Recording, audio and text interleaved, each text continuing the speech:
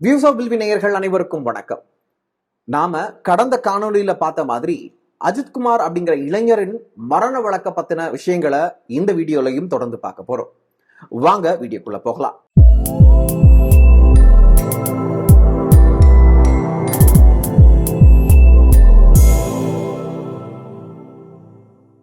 நான் கடந்த வீடியோல சொல்லியிருந்தேன்ல, அஜித்குமார் அவர்களுடைய வழக்க உயர்நீதிமன்ற மதுரை கிளை வெகு விமர்சையா துரிதமா செயல்பட்டு அந்த குற்றவாளிகளை தண்டிக்க முன் வந்திருக்காங்க. அது மட்டும் இல்லாம இந்த நீதிமன்றத்தில் இருக்கிற நீதிபதிகள் காட்டமான சில கேள்விகளை காவல் அதிகாரிகள், காவல் உயர் அதிகாரிகள் கிட்ட கேட்டிருக்காங்க. ஒரு மாநிலம் தன் குடிமகனை எப்படி கொல்லும் அப்படிங்கிற ஒரு மிகப்பெரிய வார்த்தையை கேட்டிருக்காங்க. அது மட்டும் இல்லாம அஜித்குமார்ங்கிற நபர் காவல்துறையால் அடித்து கொடுமைப்படுத்தப்பட்டு கொல்லப்பட்ட அந்த அஜித்குமார்ங்கிறவரு தீவிரவாதியா அப்படிங்கிற கேள்விய ஆணித்தரமா நீதிமன்றத்துல இருந்த இந்த வழக்கை ஹேண்டில் பண்ண அந்த நீதிபதி கேட்டிருக்காரு. இந்த வழக்கு முதல்ல ஒரு மரண வழக்கா தான் பதியப்படுது, அதுவும் தலைமை காவலர் கண்ணன் அவர்களால. இதுல ஈடுபட்டவங்க ஒரு 6 பேர்னு சொல்லியிருந்தேன் இல்லையா? அந்த 6 பேர்ல 5 பேர் கைது செய்யப்பட்டிருக்காங்க. அதுல தலைமை காவலர் கண்ணன், சங்கர் மணிகண்டன், பிரபு இப்படின்னு பல பேர் இருந்திருக்காங்க. இந்த காவலர்கள் எல்லாரும் சேர்ந்துதான் அந்த அஜித்குமார்ங்கிற அந்த இளைஞரை அடிச்சு துன்புறுத்தி இருக்காங்க. கண்ணுல மிளகாப்பொடி போட்டிருக்காங்க, வாயில மிளகாப்பொடியை வச்சு திணிச்சிருக்காங்க.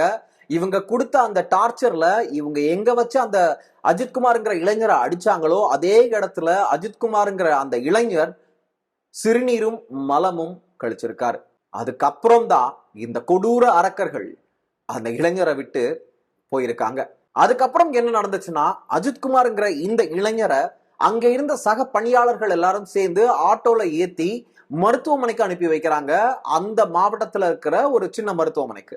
அங்க போனா அவங்க என்ன சொல்றாங்க, இங்க இதை ஹேண்டில் பண்ண முடியாது, நீங்க மதுரை அரசு மருத்துவமனைக்கு எடுத்துட்டு போங்க அப்படிங்கிற மாதிரி சொல்லிடுறாங்க. போற வழியிலேயே அஜித்குமார் அவர்களுடைய உயிர் பிரிஞ்சிருது.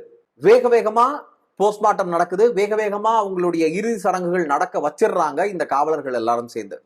அதுக்கப்புறம் இந்த தலைமை காவலர் கண்ணன் அஜித்குமார் எங்க கிட்ட இருந்து தப்பிச்சு ஓட முயன்றப்போ பிக்ஸ் இறந்துட்டாரு, வலிப்பு விழுந்து இறந்துட்டாரு அப்படிங்கிற மாதிரியான ஒரு ஃப்ரேமிங்ல ஒரு கம்ப்ளைண்ட ஃபைல் பண்றாரு அவர் வேலை செய்யற அதே ஸ்டேஷன்ல. அதுக்கப்புறம் இந்த விஷயம் சூடுபிடிக்க இந்த அஜித்குமார் அவர்களுடைய உறவினர்கள் போராட்டத்துல இறங்க இந்த விஷயம் சமூக வலைதளத்துல தீயா பரவ ஆரம்பிச்சு பல முக்கிய பிரமுகர்கள், தமிழகத்துல இருக்கிற அரசியல் கட்சிகளின் தலைவர்கள் பல பேர் இதற்கு எதிராக குரல் கொடுக்க ஆரம்பிச்சதும் அந்த கம்ப்ளைண்ட திரும்ப ரீரைட் பண்றாங்க. இந்த மரண வழக்க கொலை வழக்கா பதிவு பண்றாங்க. நீதிபதிகள் கேட்ட கேள்வி சரி, அந்த கேள்விக்கான பதில் இன்னைக்கு வரைக்கும் கிடைச்சுதான் கேட்டா கிடையாது. எப்ப கிடைக்கும் கேட்டா சிபிஐ விசாரணைக்கு அப்புறம். ஆனா இந்த 5 காவலர்களும் அது வரைக்கும் சிறையில தான் இருப்பாங்களான்னு கேட்டா அதுக்கும் நம்ம கிட்ட ஒரு உத்தரவாதம் கிடையாது. அஜித்குமார் அவர்களுடைய குடும்பம் இதுக்கு மேல பத்திரமா இருக்குமான்னு கேட்டா அதுக்கும் நம்ம கிட்ட பதில் கிடையாது.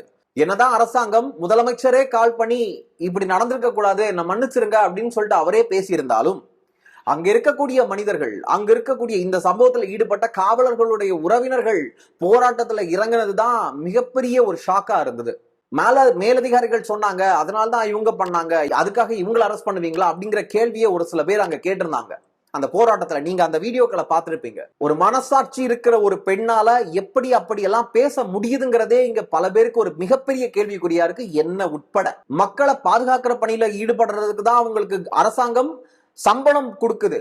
அந்த அரசாங்க சம்பளமும் ஒவ்வொரு சாமானியனின் வரி பணத்துலதான் அவங்க சம்பளம் வாங்கிட்டு இருக்காங்கிறத அவங்க எப்பவுமே மறந்துடக்கூடாது. சம்பளம் வாங்கிட்டு இருக்கிற நீங்க, உங்களுக்கு சம்பளம் கொடுக்கிற முதலாளிகளையே நீங்க அடிச்சு கொலை செய்யற அளவுக்கு நீங்க வந்துருவீங்க அப்படின்னா இன்னும் ரொம்ப தூரம் இல்ல. பார்த்த உடனே சுடுறதும் பல குண்டாஸ்களால வெட்டி கொல்லப்படுறது நம்ம கேட்டிருப்போம். ஆனா இனிமே காவலர்களால வெட்டி கொல்லப்படுறது ஒருவேளை இனிமே வருமோ என்னமோ. ஆகையால பொதுமக்கள் சார்பா வியூஸ் ஆஃப் பில்வின் நேயர்கள் நான் எல்லாரும் சேர்ந்து இந்த அரசு கிட்டையும் காவல்துறை உயர் அதிகாரிகள் கிட்டையும் நாங்க வைக்கிற ஒரு கோரிக்கை என்னன்னா, தயவு செஞ்சு பொதுமக்களை பாதுகாக்க காவலர்களுக்கு உத்தரவு போடு. தயவு செஞ்சு பொதுமக்களை பாதுகாக்கணும் அப்படிங்கிற அந்த ஒரு மோட்டோவை மட்டும் காவலர்களுக்கு, காவல் அதிகாரிகளுக்கு நீங்க சொல்லி கொடுங்க. முடிஞ்சா அவங்களுக்கு மாசத்துக்கு ஒரு வாட்டி ஒரு கவுன்சிலிங் பண்ணுங்க. அவங்களுடைய மென்டல் ஹெல்த் முதல்ல நல்லா இருக்கா, ஏன் இவ்வளவு அரக்க குணம் கொண்டு பல பேர் இருக்காங்க அப்படிங்கிற கேள்விக்கு இங்க நிறைய ரீசன்கள் சொல்லப்படுது, நிறைய காரணங்கள் சொல்லப்படுது. இதெல்லாம் என்னங்கிறத ரெக்டிஃபை பண்ணுங்க. மக்களை பீஸ்ஃபுல்லான நாங்க இந்த இந்த இந்த மாநிலத்துல இந்த நாட்டுல இந்த மாநிலத்துல வாழ்றது நாங்க ரொம்ப ரொம்ப ரொம்ப சேஃபா பத்திரமா இருக்கோம் அப்படிங்கிற உணர்வை கொடுக்குது அப்படிங்கிற அளவுக்கு பல பேர் இங்க சொல்லணும். காந்தியடிகள் ஒண்ணு சொல்லியிருக்காங்க தெரியுமா? இது சுதந்திரம் இல்ல.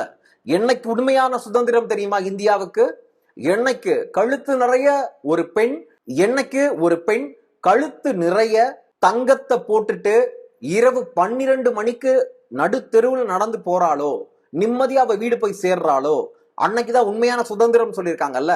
அதே மாதிரிதான் என்னைக்கு இங்க இருக்கிற சாமானியன் நான் பத்திரமா இருக்கேன்பா, இங்க இருக்கிற காவலர்கள் இங்க ஒரு குற்றத்தை கூட நடக்க விடலப்பா அப்படிங்கிற ஒரு நம்பிக்கையோட அவங்க அவங்க வெளியே போயிட்டு உள்ள வீட்டுக்குள்ள வர்ற வரைக்கும் அவங்க நிம்மதியா இருக்காங்கல்ல, அன்னைக்குதான் உண்மையான ஒரு மாநிலத்தின் வெற்றி இருக்கு.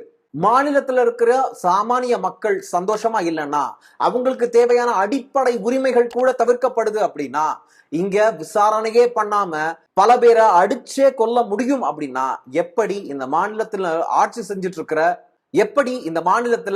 செஞ்சுட்டு இருக்கிற ஆட்சியாளர்கள் மீது மக்களுக்கு நம்பிக்கை வரும் சொல்லுங்க? இந்த வழக்குல உடனடியா இறங்கி வேலை பார்த்த அரசியல் கட்சிகளுக்கு மேபி 2026 தேர்தல் ஒரு மோட்டோவா இருக்கலாம். தேர்தலுக்காக கூட இங்க குரல் கொடுக்கிற மாதிரி வந்திருக்கலாம். உண்மையா அஜித்குமாருக்கும் அஜித்குமாருடைய குடும்பத்திற்காகவும் இறங்கி நின்ன பல பேர் இங்க இருக்காங்க. அதுல நாமளும் கையை சேர்ப்போம், அவங்க கூட நாமளும் நிற்போம்.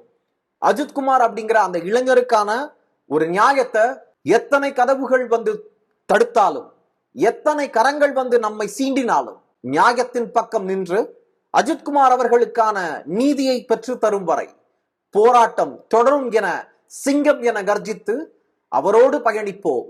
மீண்டும் ஒரு காணொளியில் உங்கள் அனைவரையும் வந்து சந்திக்கிறேன்.